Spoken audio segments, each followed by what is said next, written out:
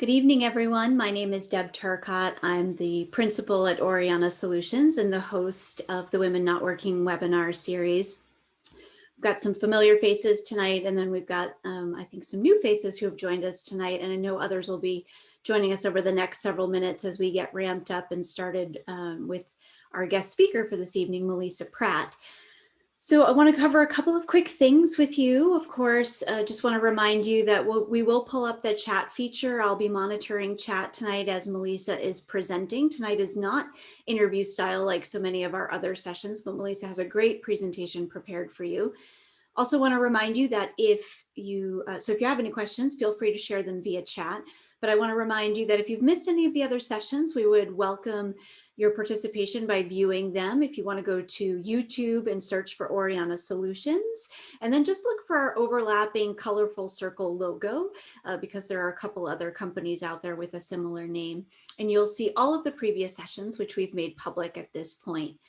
Next week's session will be our final session in the series. It's hard to believe since we started this back in early December, but this will be our 10th and final session next week at 7 p.m. Eastern on Wednesday, the 17th of February. And I will be presenting on living as a leader and loving it, where we'll talk about emerging trends in leadership in the workplace, leadership in a virtual workplace, and how different types of leaders can emerge in that space, as well as how you can be a leader at every level. So we hope you'll join us for that final session. You know, it's really interesting as we have explored this series and spent some time together. When we started it, we had really designed the series to be more about the women who really were challenged with leaving the workplace because of the competing demands in the pandemic. What we've learned along the way is that we've had a lot of our viewers either live or watching the recordings who have had that happen or have lost their job during the pandemic. But we've had as many, if not more, women who have felt either disconnected from their career or almost as if their career journey was not meshing with the experience that they wanted to have. And so tonight's session is particularly important, I think, because of that. If you've watched or joined any of the previous sessions, you've heard us talk about competence versus confidence for women. And one of the things that we know about ourselves as women is we're incredibly competent. We do great work. The work that we put forth is high quality, but where we often struggle, especially as it relates to our male counterparts, is in the space of confidence. And the other challenge that we as women face is that oftentimes how we feel about ourselves and how we feel about our appearance is one of the factors that can detract from or distract us from feeling confident in our interactions with our colleagues. And so even though this journey has taken shape over the last several months to meet the needs of a variety of women and their experiences in their professional career, one of the consistencies that we see is really the fact that women struggle with confidence in the workplace. Not all women, of course, and that's why we've chosen the speaker that we've chosen for tonight, is because I think you'll find shortly that our speaker tonight exudes confidence. But when we talk about personal style, when we talk about confidence, you know, there are times where we think, well, how we look, that seems fairly frivolous compared to all of the other things that we can do, but not if it becomes a distraction in the work that we're trying to convey or how we feel about ourselves in the midst of an interview, whether that's virtual or in person.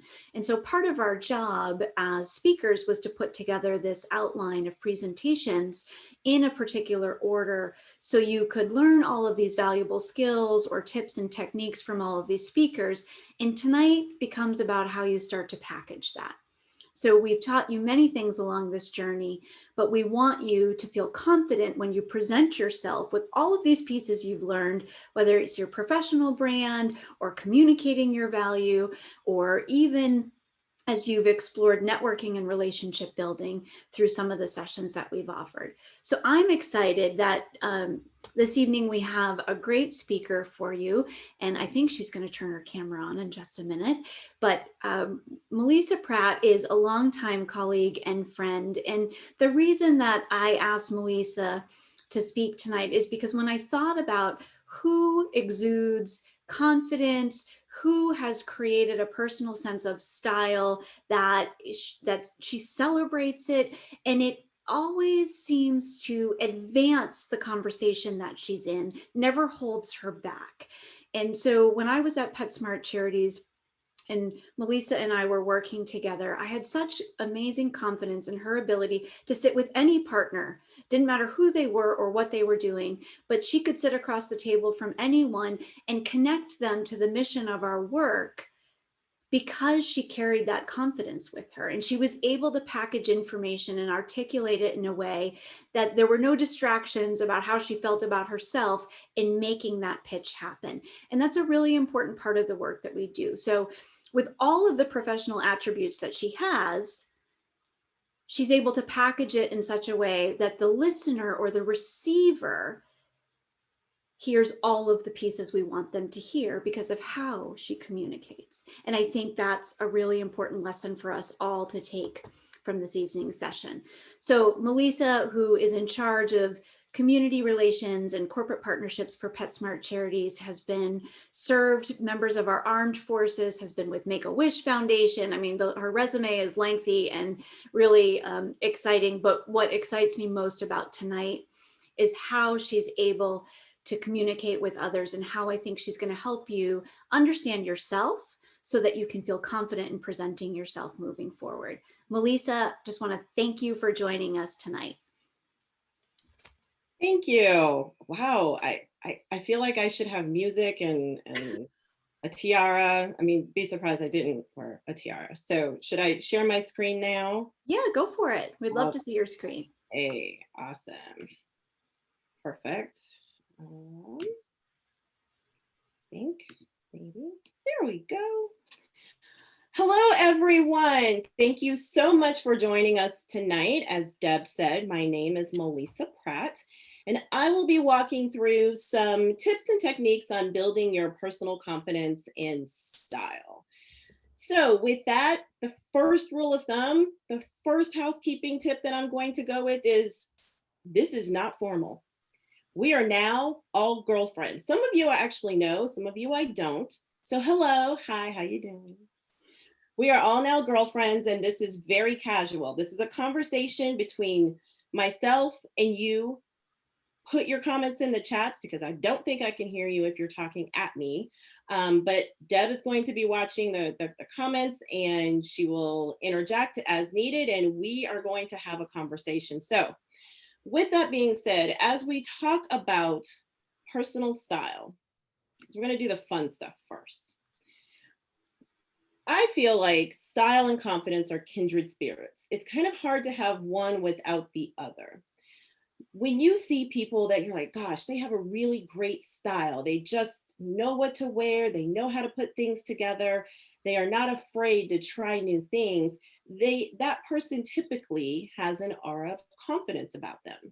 And it is interesting because, again, I feel like those go hand in hand. The idea of self-expression and being able to create this look, this persona for yourself and express that through your own personal preferences takes a level of confidence. Being able to tune into the things that resonate with you, because we're talking about style and not specifically fashion, which they are very different things. Fashion follows trends, personal style follows you. I always like to say, you make the clothes don't make you.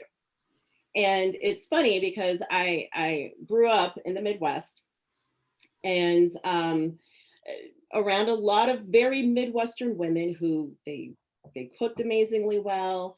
My mother sewed amazingly well. So I learned some of the more traditional basic things about the cut of a fabric and cloth and tailoring and things like that. So those are things that I always look at when it comes to style. But I also grew up in a very conservative state. So there wasn't a lot that I saw growing up that was considered to be avant-garde. But one of the best things I ever did was move to the East Coast, where I was immersed into a culture of everyone, pretty much everyone you came into contact with had their own layer of personal style, and it was celebrated, it was embraced, and it was something that for me became a learning lesson in terms of my lifelong, being a lifelong student in all things relating to humans, especially women. And so as we talk about that, personal style matters because you matter, and it reflects the you that you want presented to the rest of the world. And with that, there are some building blocks that we can walk through in terms of how you get there. But first, I want to share a quote with you because I, for one, love quotes. They become part of my personal mantra. And when I saw this one, I was like, I must put this in there because this is everything to me. Style is knowing who you are, what you want to say, and not giving a damn. So anybody on here who knows me knows that I would absolutely 100% say this every single day. And it is being added to my list of daily affirmations. So when I get up in the morning and I look in the mirror, really, I'm just going to end with the part of not giving a damn, but I'll say the first part too, just for kicks and giggles. So why? Why is developing a personal style important? It's important because you get to express your authentic self. You get to honor your authentic self. I feel that a lot of times as women, we are constantly putting ourselves last. And it hasn't gotten any better with the work from home environment.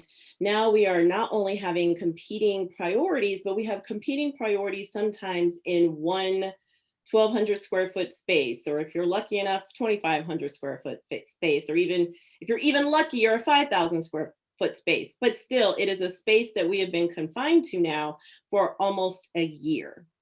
So prior to that, we were competing with the outside world in driving to our jobs, driving to pick up kids, driving to after school activities, taking care of the family, taking care of our parents for some of us that are in that sandwich generation.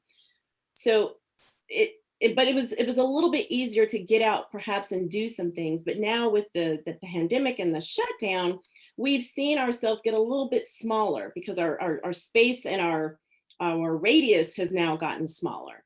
So how do we continue to honor our authentic selves in this space? How do we continue to make ourselves a priority, again, without feeling the guilt that some of us feel, because we typically, as women, are empathetic creatures. We want to take care of others. It is innate to us. Self-care, being our authentic selves, sometimes always goes to the wayside. How do we bring that back? How do we bring that forward? Part of that is creating our own personal style. The other piece of that is clothing affects everyone. Well, for the most part, in this culture, in these here United States, because there are some cultures that don't really believe in wearing a lot of clothing. Here in the United States, we do. So I will broadly state that clothing pretty much affects everyone.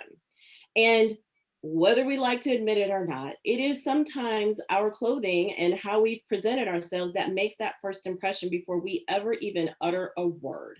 Now, we do have the opportunity to change that impression when we do, but at first glance, especially in a business situation, oftentimes it is how we've packaged ourselves that presents to the world, this is who they think we are.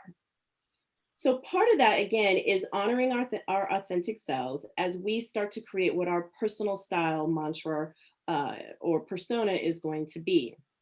It's even harder now in this virtual Zoom environment to really be able to express and exude who you are because you're literally in a box this big. So being able to create your personal style, again, when that camera flips on, if you're in that environment, there are some workplace environments that you have to have your camera on all the time. I'm lucky enough to work in an environment where we do have the option to have our cameras on or off unless we're speaking. So again, being able to put your best face forward and really showcase who you are in a very dynamic way in a very small space is something that we're going to talk about.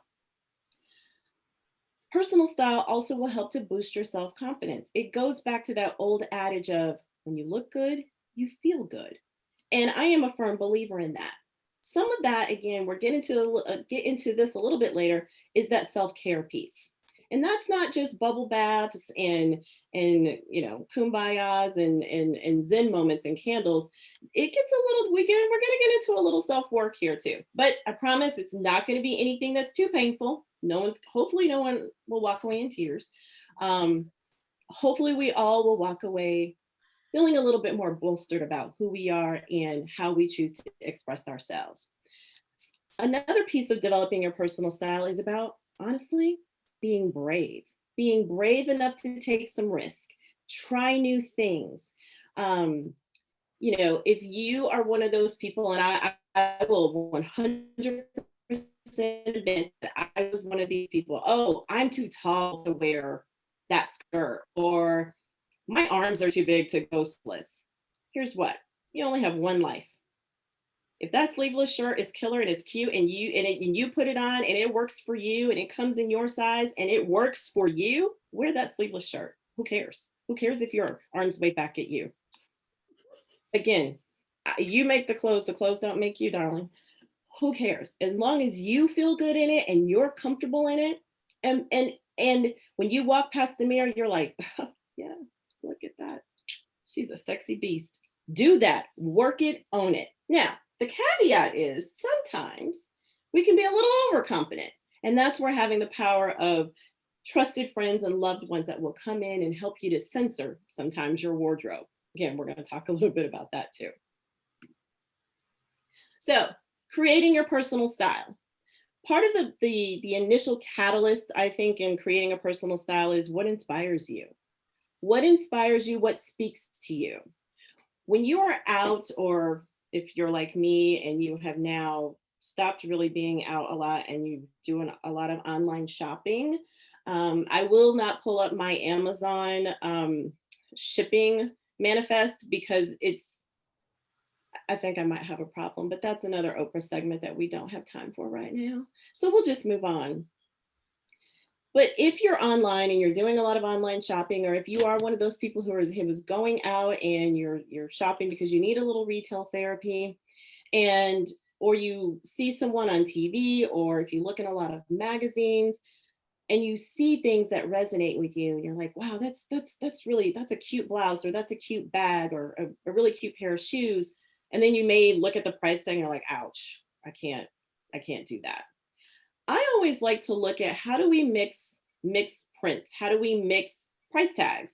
So you might have some statement pieces and you might be able to pair them with something that is a bit, one of your basic staple items. But don't be afraid of color. Don't be afraid of prints. Don't be afraid of mixing and matching things. Finding inspiration and being able to test out different things is the beauty of creating your own personal style. It's not a one size fits all. It certainly isn't something that is for the masses. Again, that's fashion, that's trend. Your personal style is who you are and your most authentic self. Case in point, I had dinner with a good friend of mine a couple weeks ago, and he is what I like to call free spirit. And he has a personal style all on his own. He's a slight gentleman. He's slight in build. He even said he oftentimes shops in the women's section because the clothes fit him better. And he showed up to dinner in a pair of lilac purple pleather pants and a women's leopard print sort of furry jacket. And he had on a black mesh tank top underneath. And I kid you not, on anybody else, they may have looked like a clown. But on this gentleman, he looked like a cross. He literally looked like Prince and Lenny Kravitz had a baby. And he rocked it. He's just my friend. But literally women were coming up to him, asking him for his number. And I'm standing right there. So again, we talked about this at dinner that night because I complimented him on his just joie de vivre. I can't say the word. I tried it. It didn't work. On his zest for life. That's a better phrase. On his zest for life, his zest for his own personal style, and his ability to own whatever it is that he was putting on his body because it was his authentic self. He was true to himself. The second thing is doing a little bit of a wardrobe appraisal. So I know some of us get stuck in a rut where we buy, unknowingly sometimes, the same style of blouse, the same style of shoe, the same style of pant, because we know it looks good on us. It works for us. It's easy for us. but we don't necessarily take that risk. So I will give a little prop to my mom, who is actually on watching the webinar tonight. When we used to go back to school shopping, and again, I lived I grew up in Kansas, so very Midwest.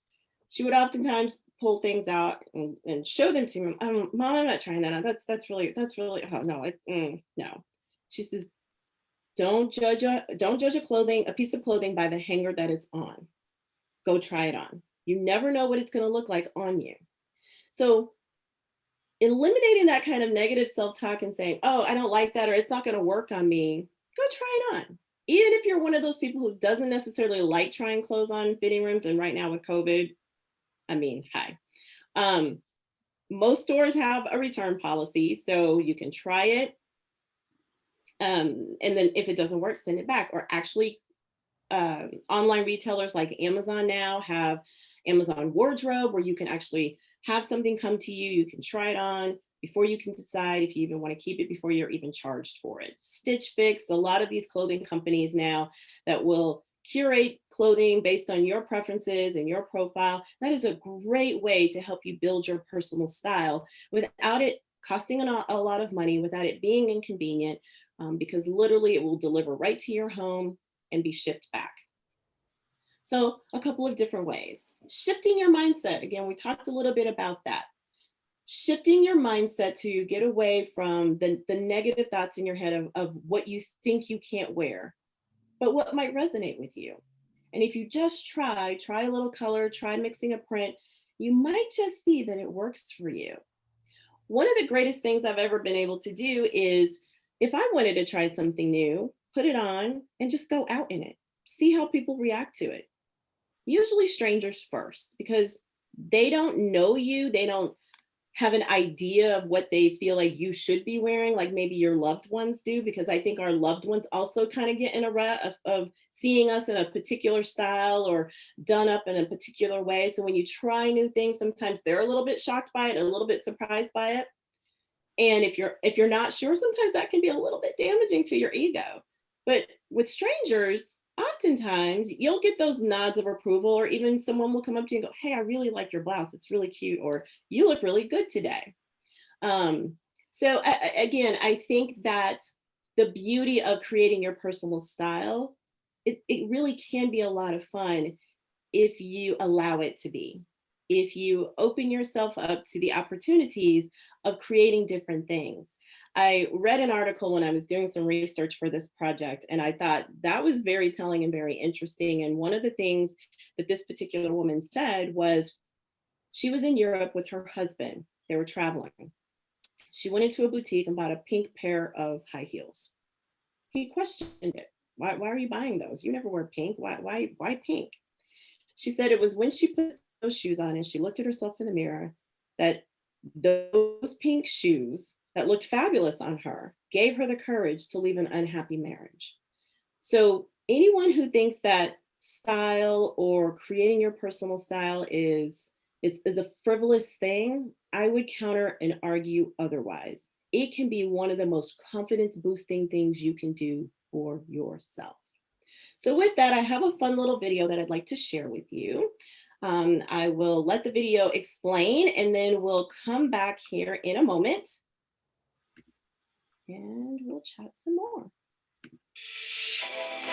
I partnered with my local Saks Fifth Avenue team to bring together some easy and effortless looks, most of which can transition from day to night or from video call to homeschooling teacher in a snap. These looks can be recreated at any price point. Welcome our model, Tiffany. A new category on how to wear athleisure wear is what I like to call glam leisure. Wear it for comfort and function, but with a little bit of sass. On Tiffany, we've paired joggers with a satin finish by ATM with a simple white Lafayette 148 tank top and an oversized Burberry cardigan.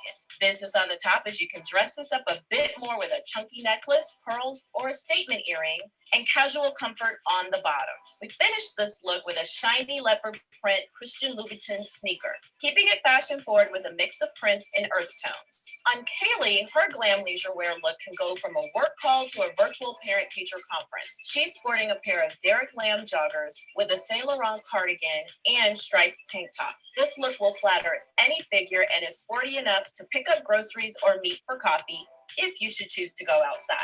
We complete this look with some super fun Prada sneakers. Again, all of these looks can be shopped for less at your local boutiques or retail outlets. Tiffany's look can go from workday business to a quick dinner out with ease. Chloe's sweater she's wearing is a great way to introduce a little shimmer and gold into your wardrobe without it being too overpowering. The turtleneck sweater can be worn alone or layered, as we've paired it with an Acris unlined blazer and 7 for All Mankind flared denim, both in muted tones.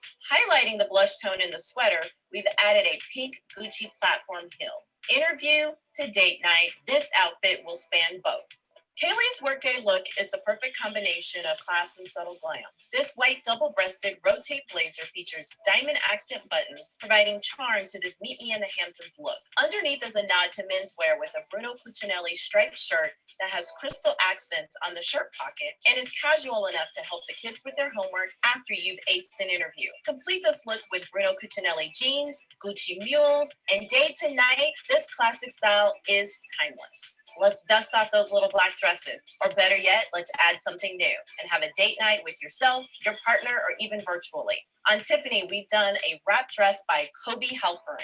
This dress is flattering for almost all figures, and this one delivers all the feels with amazing details like sequins and a tassel tie in the front. And we cannot forget about the shoes. A strappy, lacy Valentino stiletto, subtle sass in all one package. This dress is everything. Saint Laurent at its finest. This dress is a snakeskin print and it's high fashion meets glam, yet is comfortable enough to wear for a night out or in. Finish this statement dress with a pair of Christian Louboutin strappy heels and get your glam on. Special thanks to the team at Saks Fifth Avenue in Phoenix for the looks and the glam. And to shop any of these outfits, the link will be shared after the webinar. I partnered with my local Saks. Sorry about that. It did not advance the slide. So welcome back. Hope you enjoyed that video. I had a ton of fun making that video, and it was fun to go and play. One of the things I will tell you that a lot of people either don't know or don't think it's accessible to them is most of your major fashion retailers, so Saks Fifth Avenue, Nordstrom's, Neiman Marcus, even now Macy's has them. They all have stylists on hand that if you just can't quite figure it out, you're like, Melisa, look, I don't have time to go and audit my closet. I don't have time to figure out what inspires me. You could go and have a conversation with a stylist. They can pull looks for you based on what your preferences are. Even Neiman Marcus now does it online as well. That doesn't mean you have to buy anything, but you can at least get your creative juices flowing about what it is that you like, what works on you. They may introduce you to some things that you hadn't thought of before, or you again thought, I just can't wear that. So some key takeaways from this video include mixing and matching prints and textures. Again, that category, glam leisure wear, I love that category because a lot of us now have put away even our blouses and certainly our slacks or trousers, and your athletic wear on the bottom, and you might put a blouse on the top, or it could be one of your company's branded polo shirts or t-shirts, and doing fun things and fun ways to dress that up. So whether it's a scarf or a necklace, things like that. Design your outfits for multifunction. We're moving literally sometimes from our bedrooms to our home office to the kitchen to make the kids lunch. So make sure that your outfits now are comfortable and can work for multifunction. Use color, especially when you're on camera. And most importantly, be you. Are there any questions that have come through yet, Deb? None yet. Awesome. Then we will keep trucking. So now we're going to jump into confidence a little bit and talk a little bit about how we develop our level of confidence and what does that look like for us. And part of that, and again, because we only have 45 minutes, confidence is a big block, and we could spend hours talking about confidence. But I tried to pare it down a little bit and boil it down into a couple of different pieces. One is really tapping into your passion. And part of that is we as women, especially, we tend to study everything. We study behaviors, we study mindsets. We are empathic in that sometimes, oftentimes, we can sense if something's a little off about someone or someone's having a bad day. But when do we turn that lens on ourselves and we look at ourselves from that perspective and really start to hone in on what we're feeling and what motivates us to get through the day? How do we take our passions and start to align them with our own set of personal values?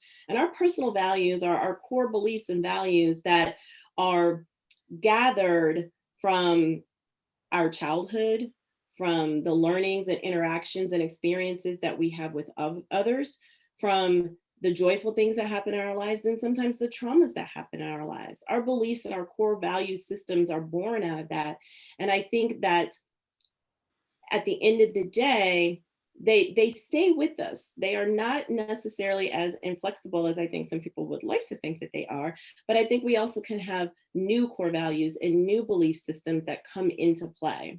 And so how do we start to align our passions, the things that really motivate us and make us tick, with our core values? Because again, that's where we get to being our most authentic selves.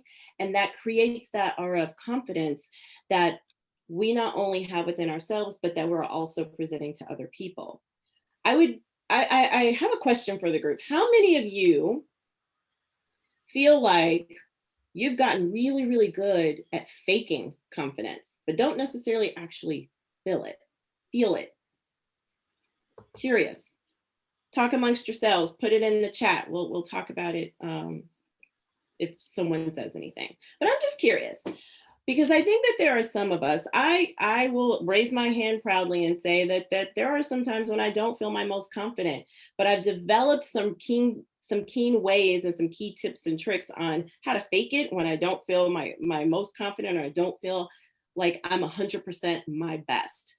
And so some of that comes into play with an attitude of gratitude. And again, I will raise my own hand and say, this is something that I really have to work on. It is not easy to be grateful all the time, especially in this society of instant gratification. And once we get something, then we just move on and we want the next thing and we want it right now. So stopping yourself to really kind of sit down and even starting with baby steps. 3 things every day that I'm grateful for. And I mark it on my calendar and I try to do it for 21 days. I recently read a study that said that when you do that, the ripple effect of the positivity and the gratefulness that flows through your life and that flows through you personally, and your energy that you give off to other people, can last for 6 months. 3 little sentences a day for 21 days can have a ripple effect that lasts for 6 months in terms of gratefulness, gratitude, and it literally changes your brain pattern and your brain waves and how you think about the information that you're receiving, the things that you are seeing out in the world. That was such a fascinating study. I haven't gotten through my 21 days yet, so I'll have to report back on whether or not that ripple effect creates for 6 months. But I thought that was a very fascinating study, and thought that that was something that literally it takes me not even 5 minutes a day to sit down and kind of write those 3 things out. I'm also a big fan of affirmations, but we'll talk a little bit about that in a moment. On the other side of it is, what do we need to get rid of to remove the barriers of gaining more confidence within ourselves? One is that negative self-talk. And she will sit on your shoulder or be in your ear at the worst times just the worst times. You're getting ready to give a great presentation and you literally have a full-on meltdown. Been there, done that.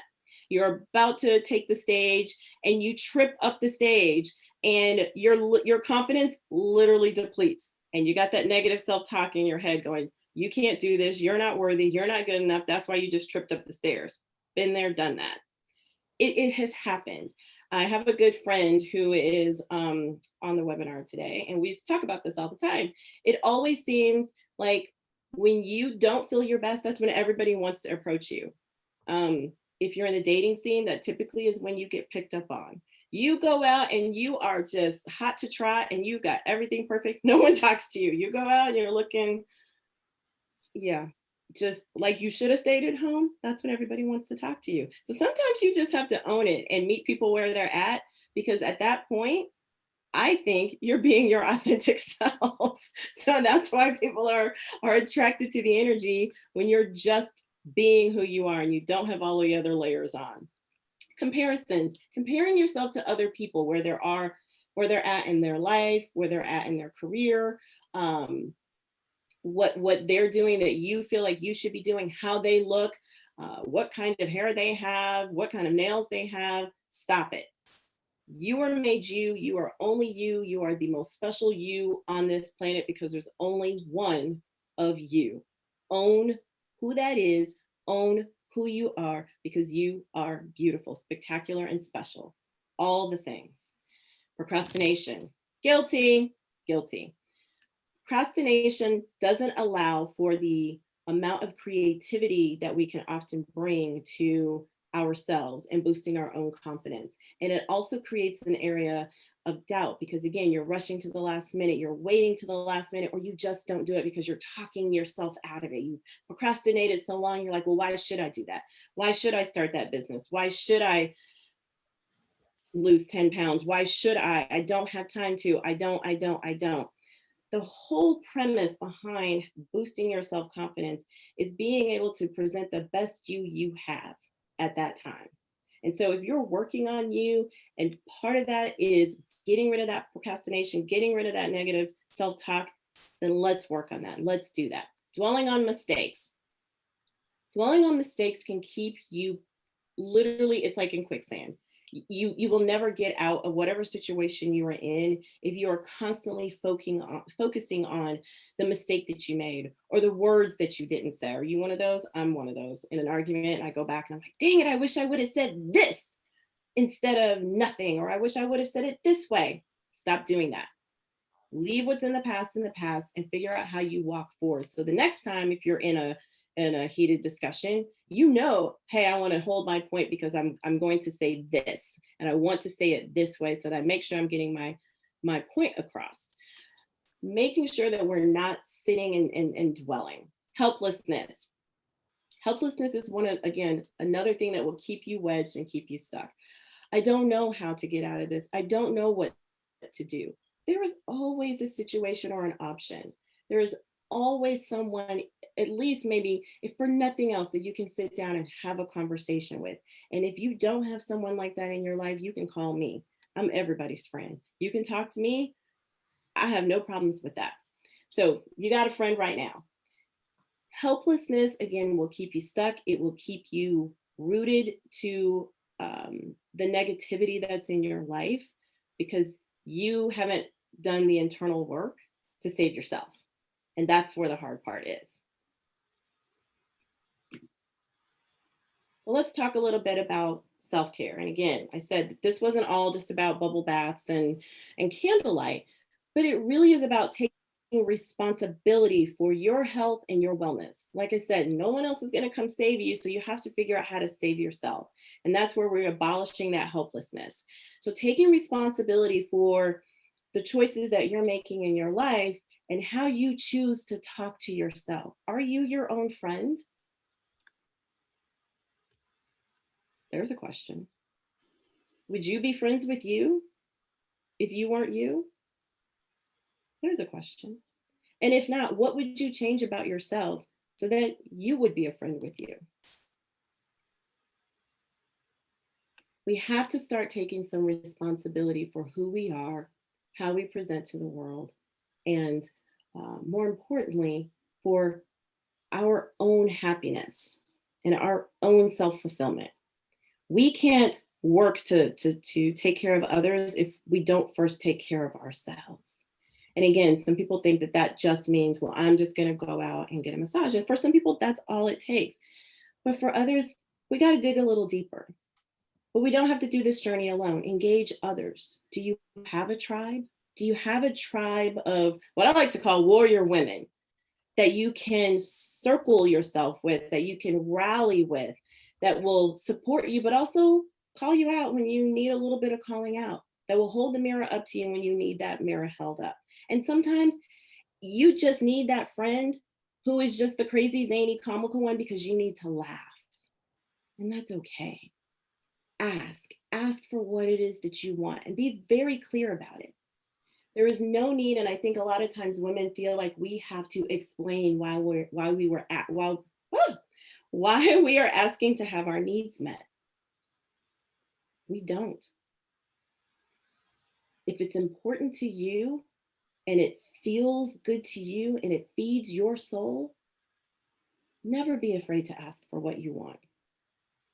On the flip side of that, getting better about saying no to things. Again, as women, being empathetic and wanting to make sure that everybody's okay, we oftentimes take on more than we can chew. And we don't create the boundaries that need to be created so that we are protecting ourselves. Because if, again, we're not filling ourselves up, there's less of us to go out and present to the world. Soothe. This is probably one of the most important pieces of self-care, in my opinion. As children, as babies, and I see it more and more nowadays with these newfangled babies parenting styles that are out here, but babies are they're taught to self-soothe. And I think somewhere along the way, as we get into adulthood, we lose that the ability to soothe ourselves. We look for it in other things. We look for it in our partner. We look for it in too much shopping or overindulging in food or whatever that is. But how do we get to that point of, again, looking within ourselves to start to really try to self-soothe? And that can be anything from, probably one of the hardest things would be forgiveness, forgiving yourself for whatever mistakes you feel like were made or whatever grievances that you feel like were made, forgiving yourself and giving yourself permission to try new things and to forgive yourself and to be open to new experiences and new opportunities. Giving yourself permission is huge, and it is hard because you almost have to wake up and give yourself permission every single day to feel what you need to feel, to ask for what you need to ask for, and to fill yourself up in the way that it needs to be filled up so that you are soothed. And for some of us, it is about the activity. I soothe with music. I love to sing. I'm not saying I'm a good singer, but I love to sing. So if you've ever been on a road trip with me in the car, I'm sorry, because it's like a full-on concert. Usually Garth Brooks, don't judge. He's my idol. I will meet him one day. 6 degrees of separation. That's all I'm saying. I'm a creative, so I like to paint. Again, it's not anything that I do extremely well, but it's soothing for me. I journal, I write, I read. And I also hang out with my tribe because my tribe of crazy warrior women, they make me laugh. And they poke fun at me when I need fun poked at me because I tend sometimes to be a little too serious about things. And there's always chaos that ensues. So I soothe in that way. This last one is indulge. And I don't, again, just mean popcorn, too much popcorn. I mean, really indulge, like something that you would not normally do on a day-to-day basis. For me, I like to get glam. You see this face? I don't do this every day. People laugh at me, but I don't care. I'm like, listen, makeup costs a lot of money. And unless there's company coming or I'm sitting across the table from someone having a meeting, if it's just y'all day to day, you don't get this. So I like to indulge, especially if I'm going out or it's a big event, and I love to get my makeup done. So I shot a short makeup tutorial for you all to share because, again, there are different ways we can soothe. There are different ways we can indulge. This was about how do we create our personal style, and as part of that is the aesthetic of what we look like. And for some of us, the makeup routine has gone by the wayside because we're on Zoom calls every day. But we boiled it down to about 5 minutes long. It's a quick little tutorial. I actually learned some really great tips from this great makeup artist who we'll talk about a little bit in this video.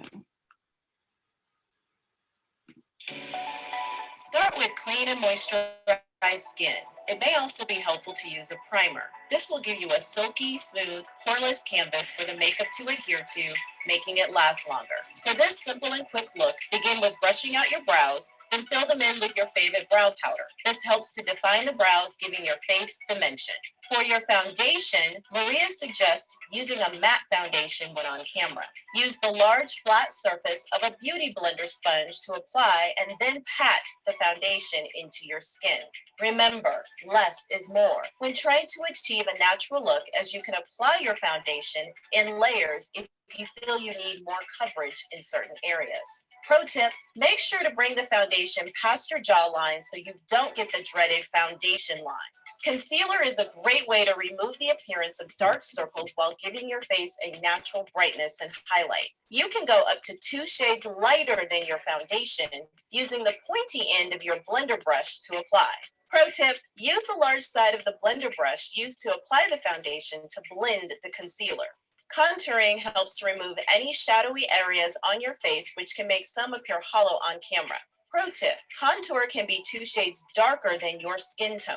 Apply it under the cheekbone and at your hairline with an angled brush, stroking up and down, and then blend in circular motions. Use any remaining product on the brush to contour your nose. Blush, smile, show us all your dazzling whites, and place the product on the apple of your cheeks. Pro tip, swipe down and across when applying to blend with the contour. Use the beauty blender to remove any excess. Eyeshadow. For workday calls, a 2-shadow look is an effortless way to give your eyes some warmth, especially while on camera. Pro tip, apply the first color called the transition color. Choose a color that is closest to your skin tone and apply it to the crease of your eye using a sweeping or windshield wiper motion with your brush.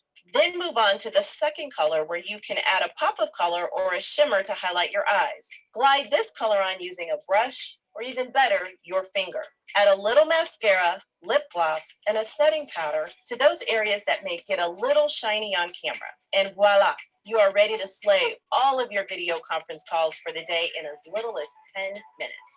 Thank you so much to Make Me Up Maria for her beauty tutorial today. She is located in Phoenix, Arizona. Thank you again. Have a great day. So maybe you picked up a few tips there. Hopefully I did, because I can never contour. That always scared me. So those tips were fantastic. She is a great makeup artist, so I appreciate her. So I hope you had a little bit of fun with that. So as I wrap up, just wanted to give you a few more tips in terms of how to put your newfound confidence into action, especially in a business setting. It gets a little harder to do this on a Zoom call because you never really know where to look. So if you're looking at the camera, you are actually making eye contact with the people that are not in your line of sight. So it gets a little weird, but just let's pretend that we're not in a pandemic anymore and we're just like we used to be. So eye contact, it's very important. Make it. Now, I've seen some people who get a little kind of creepy with the eye contact. I'd say the rule of thumb is holding eye contact for about 3 seconds after you meet someone, and then you can break gaze. Don't be creepy. Body language, watch it, feel it. I'm one of those people who has to really pay attention to body language because I have the resting, what face, the RBI. So I have to really focus on smiling or smiling with my eyes or making sure that I'm not being too stern in my look. I have squintier eyes. And so sometimes when I'm thinking, I will tend to squint, but people think that I'm mean mugging them. And I'm really not. It's because I'm thinking, I'm concentrating. So listen to feedback by your peers or even record yourself when you are in a meeting or you're speaking. Have someone record you and watch that back so you can see what it is that you're doing. I talk with my hands. It is a really bad thing to do, especially when you're presenting. I can't help it. It just is what it is. So I try to minimize that as much as possible. It doesn't always work, so I just roll with it. When you're speaking, watch your cadence and your volume. I have a really big voice. I can project to the back of a room, no problem. So I also have to make sure that if I'm speaking to someone up close, I'm not blasting their ears. So I have to make sure that I'm dialing that back sometimes. I have a really big laugh, especially when something's really funny. So I have to make sure, again, that I'm not startling or scaring people off because I have such a big personality and a big voice.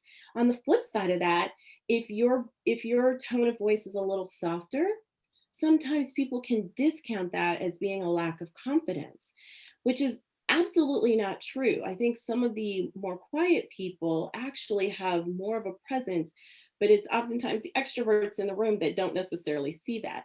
So they have to work a little bit harder on developing their presence so that when they do speak, people will stop and listen. And oftentimes, it's a technique that I've used with children that I've dealt with called the slow and low technique. It is a great way to actually grab someone's attention. And that's by speaking very lowly, but very directly at the person that you're speaking to. So if you're in a room and it's very noisy and you want to try to have a conversation with someone, sometimes it's better to lower your register and get a little closer and have that person lean into you. It's more engaging. Allow for silence. Women oftentimes have this stumbling block of being very nervous when there's silence in a room, feeling like we have to fill the space. We have to save it. We have to save it. No, we don't. Sometimes silence allows for people to think. It allows people to reset. And it allows for transitions where there needs to be. Don't be afraid of silence. Don't be afraid of a pause, especially if you've just made a point. Let it sit, let it ruminate, let people ponder on it. Sometimes that's when brilliance happens because someone might come back, especially if you're sharing ideas in a business setting or on a Zoom call. Silence is very golden on a Zoom call because everybody's trying to talk over each other. Allow for that moment of silence to allow people to, again, reset or come with a creative idea or make magic happen. Build rapport. I will speak to another friend of mine that's on this call. I won't name names, but she knows who she is. She is, if you watch her, is a master of building rapport with people very quickly. She has this thing that she does that I actually shared with her. I don't know that she knew she did it, but now I kind of tease her about it because I'm just that person and we've known each other for a long time. But I call it the twinkle eye. She has these like dazzling eyes that when she talks to someone, she kind of turns on this little sparkle and people are so drawn into her. And she doesn't have to be loud. She doesn't have to be boisterous. She is a very nice person, but she has this way of developing rapport with people just so naturally. And it's so authentic to her that it's a beautiful thing. But it's not something that I would ever try to mimic because it's not me. It's not my authentic self. I'm more of I'm going to come and kind of club you over the head and then we're going to talk. I'm more of a humor person. I tend to poke fun or say something funny or outlandish or crazy because typically that's just what I see first. I'm a bit more outspoken in that capacity. But it is a thing of beauty. And I appreciate it in her so much that she can literally walk into any room.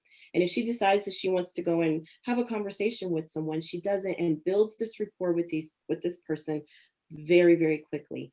And it is simply by allowing her, in this case, her eyes to do a lot of the talking and her smile. And I find that to be so beautiful.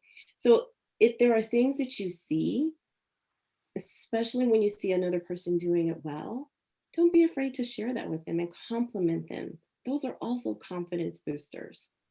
If you see someone that's doing something, you're like, especially if they're your friend, share that with them.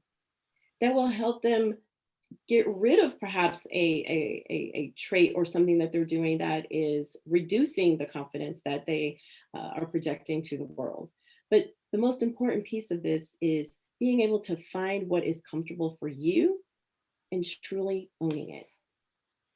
The last slide is I always like to say, leave a little sparkle wherever you go, because you are the best you that you can ever be because you're the only you that ever existed. So own that, go with that, be confident in that, love yourself, embrace yourself, Write love letters to yourself, because the more you love you, the more you love you have to give to those around you.